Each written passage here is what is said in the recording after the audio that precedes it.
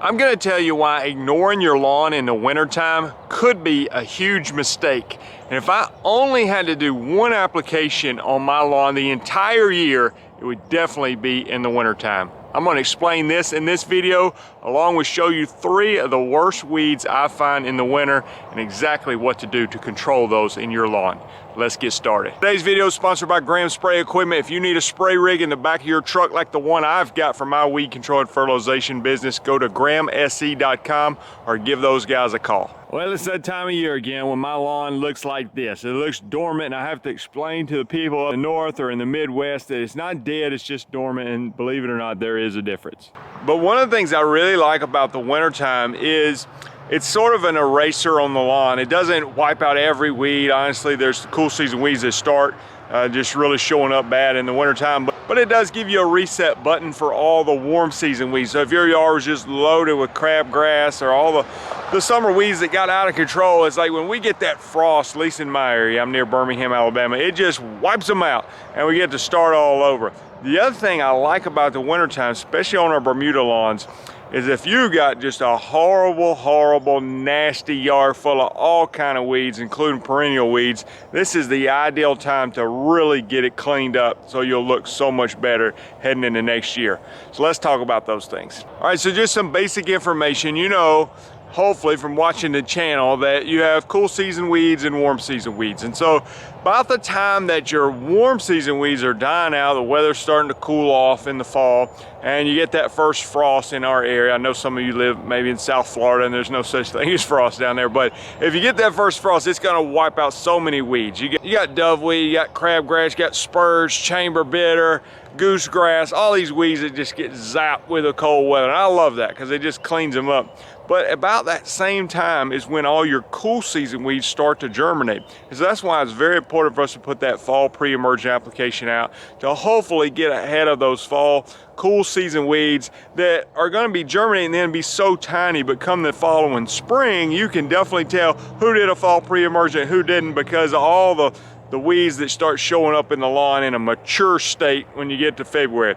But even in December, you can see a lot of those weeds. And then of course, we're gonna repeat that cycle, but in the opposite state as we get into January, February in my area. This is gonna be a little different, obviously, if you're in colder weather.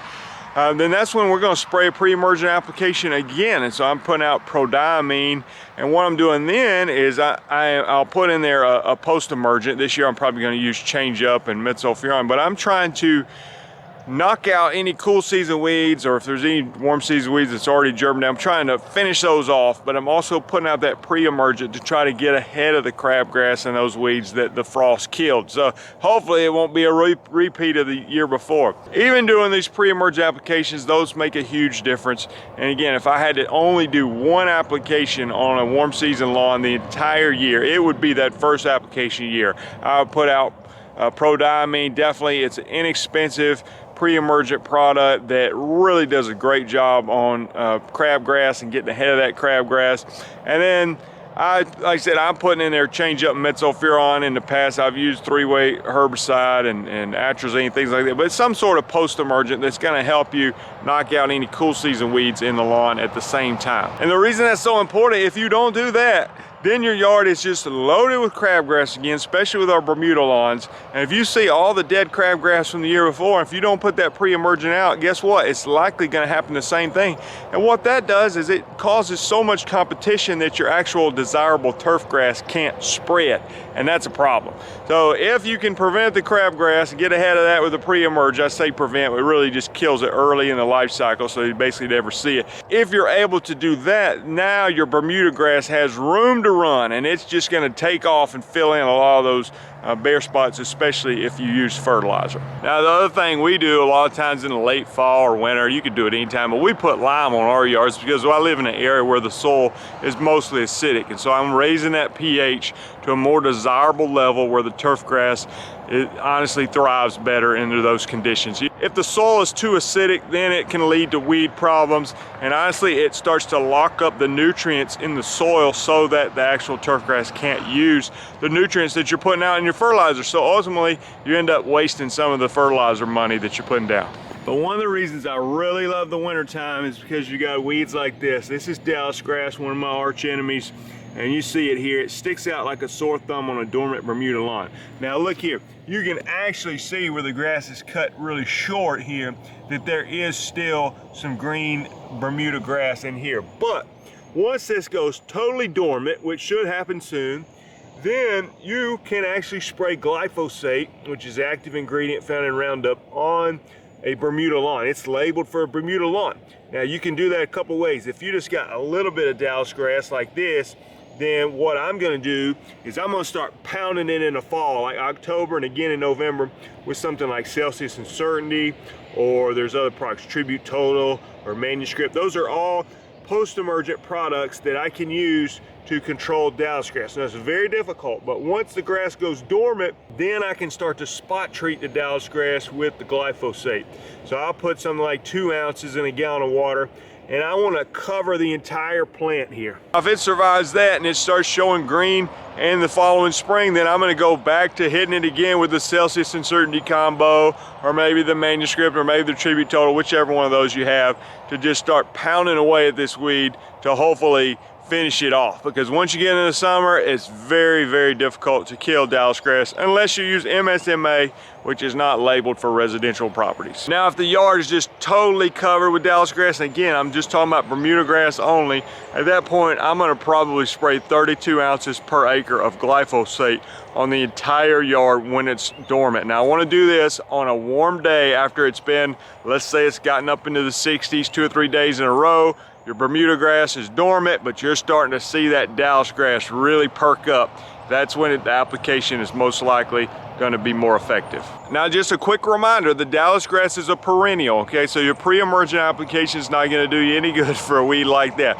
It's going to help on your crabgrass, which is an annual, which is going to die out in the fall, drop seeds. Those seeds are going to try to regrow the following year, and if you don't put that pre-emergent out, then they likely will regrow. But that Dallas grass, it's a big nasty clump that just stays there in the lawn, difficult to deal with, and you got to go after it with a post-emergent herbicide like the ones I'm suggesting to you.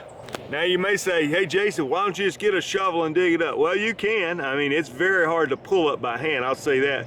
But if you got 2 clumps in your yard, fine, dig it up. Or just go out there and spray it with Roundup and let the grass fill back in. I mean, if that's 2 clumps and you want to do that on your own lawn, I mean, but I'm talking about sometimes there's tons of Dallas grass in the yard. It's all taken over.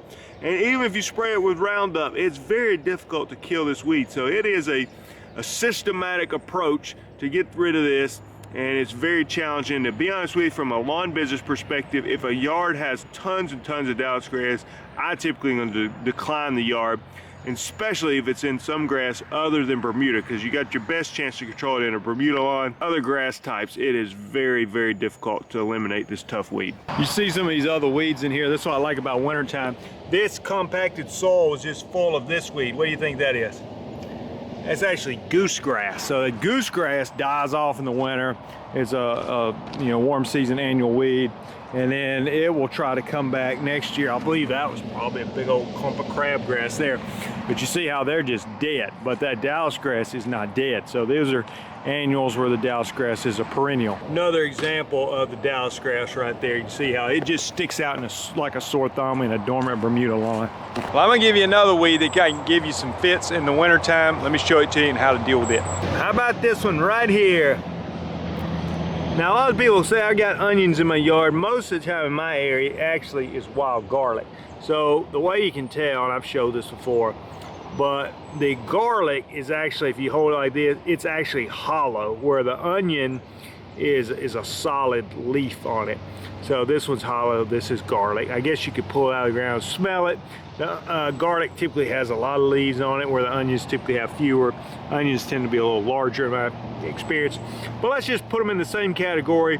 They're a tough weed, they have a bulb on them, they're difficult to control. So in these, we're going to use metsulfuron. That can come under the product name MSM Turf or Manor. There's probably others that have that in there. So the way I do it, if I've got a bunch of onions in a large area, then I'm going to put like a 1/4 ounce metsulfuron with an application, and I'm going to blanket the whole yard. Now these onions, you might actually start seeing them in October, November, something like that. So usually if there's a lot of them, you do that. You might not see anything happen, honestly, that year. But what I've noticed by doing that, the following year you end up with a lot less onions and garlic in the lawn. Now if you just got a few onions and a few garlic, then the other thing you can do, you can pull them up on a wet day after it rains, or you can go in there with a product like Blindside. So Blindside has sulfitrazone and metsulfuron in it. And if you do that, if you do it early enough, like November, December, you'll probably start to see some wilting and yellowing in the plant. And again, ultimately, hopefully it won't be back the following year. But I'm not sure that you necessarily get any better results. You're just going to get more visible results. So for me, when I've got my truck and I've got all these little 2-gallon sprayers on there, I'll put Blindside in one. If there's 1 or 2 onions or garlic, the other one that sometimes gives you fits, one called Star of Bethlehem, also has a bulb, a little pale yellow flower. So you can spray them with those, you get some visible results, and hopefully they won't come back next year. But again, if it's a lot of them, and sometimes they can be just hundreds of onions in 1 yard of garlic, then at that point I want to blanket spray it with a 1/4 ounce metsulfuron. It's so cheap, and I'm gonna put some links to these products in the description below if you want to check them out. While I got your attention, this is a time, in my opinion, if you want to get in weed control and fertilization, it's a good time because you need to get your act together to get ready to really take advantage of the spring rush. So a lot of people have been buying the Weed Control and Fertilization Academy. It's available at Lawn Care Life. I've also got, when I say Lawn Care Life, I should have said lawncarelife.com. There's also pricing charts I have on there. If you need a pricing chart for your weed control and fertilization business, they're there, 39 bucks. At the time of this video, there's lawn care letters. It's got programs, what to spray on your Bermuda, zoysia, centipede. I got a lot of resources at lawncarelife.com, even for mowing, for mosquito spraying.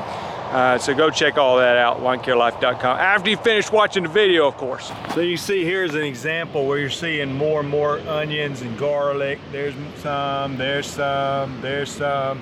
So in an area like this, it's just got a lot. So I wouldn't want to just walk around spot treating all these. But I think if I blanket it with a metsulfuron, a lot of it wouldn't be back the following year. Now on that metsulfuron, it is a 1/4 ounce per acre. It's very hard to spot treat with a little bitty tank sprayer. So more so to go in like a big spray rig and spray the whole yard, or a ride-on machine, because it's a very, very low rate. Spraying at higher rates can damage oak trees and things like that. So you want to be careful, follow the label, wear your PPE. The other weed I want to talk to you about, and I can't find it here because I guess I still don't have it in my yard yet, but it's Poa annua. So let me stop right now and show you a picture of Poa annua. The worst weed in the winter, in my opinion, that I deal with here in the South is Poa annua, P-O-A-A-N-N-U-A. Here it is. Prevent it in the fall with your fall pre-emergent. Use spectacle flow or prodiamine, and then if you got it, you can get rid of it from a post-emergent with a product called Revolver or Negate or Celsius or others. Poa annua, we just call it Poa. It's also known as annual bluegrass. So when I put out my fall pre and post emergent application, I'm typically using spectacle flow, and that does a great job on preventing the Poa or knocking it out right after it germinates.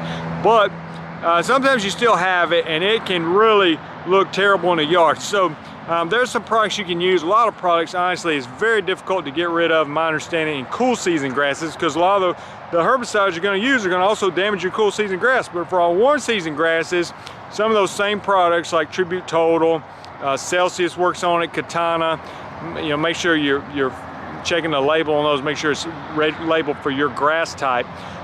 Negate is one. I'm trying to think what else I'm missing out. Revolver is another. So those are products that you can use as a post-emergent for Poa annua. But again, in my opinion, it's best if you have a yard, especially that has Poa problems, then some type of pre-emergent in the fall can really help. And if it's struggling and you may have used prodiamine, you might want to try spectacle and see if you get a little bit better results on your Poa control by putting that out. Sometimes that mixed with simazine is what we use to help control Poa in the fall. All right, so this yard's looking clean again from my fall application, but what comes up next is basically in January, at least in our area, we're going to start spraying our pre and post emergent application. So in that situation, you know, the post emergence in there might be to help finish off any cool season weeds that are hanging around. There might be some that broke through, some henbit, some purple dead nettle, some hairy bittercress. I mean, there might be some dandelions hanging around. There might be yellow wood sorrel. Who knows? All kind of weeds So I'm going to actually use Change Up this year in my round 1 application, Change Up and the Metsulfuron that I mentioned before. So hopefully that Metsulfuron will knock out some of the onions and garlic, but that Change Up at just 12 ounces per acre mixed with a 1/4 ounce of Metsulfuron, I believe is going to get almost every broadleaf weed there is. Now, if I see some POA, I'm going to have to spot treat that, and I'm also putting in there prodiamine, which is going to do a great job on helping prevent, or I say prevent, again I should more properly say, it just kills these weeds early in the germination process, so you never see them in your lawn. But weeds like crabgrass is going to get ahead of those and do a great job of helping you from seeing a lot of the summer weeds in your lawn. So the cool season weeds will be in mature state as we get into February and March, but you know, that's also the time when the warm season weeds like crabgrass and other spurge, things like that, are germinating. So we want to get ahead of those with our pre-emergent. So again, that's also winter lawn care. Winter, to be honest with you, that application is probably the most important one as far as keeping your weeds out of this Bermuda lawn and other warm season grass lawns. And I know with the cool season lawn, there's still weeds in those, so you want to get your pre-emergent out on those too. The timing's going to be a little different. Obviously, you got to wait till the snow melts. That would be helpful. So for us, we're out there in January spraying pre-emergents, because sometimes the crabgrass will go ahead and start germinating here in late February on into March. So I want to get that down before that happens. These are some winter lawn care tips. You know, honestly, winter is a great time here in the South to be planting trees and stuff. I've planted some trees in my house, so if you want to do that, good time for that. And if you had a dry summer, this is a time where your lawn and some of these shrubs can do some recovery. But you also a time where you get a really cold winter, some of your grasses might take a little bit of a beating and actually have some damage from the winter. So hopefully that's not going to happen to us this year. Appreciate you watching. I'm Jason Creel, and we will see you guys in the next video.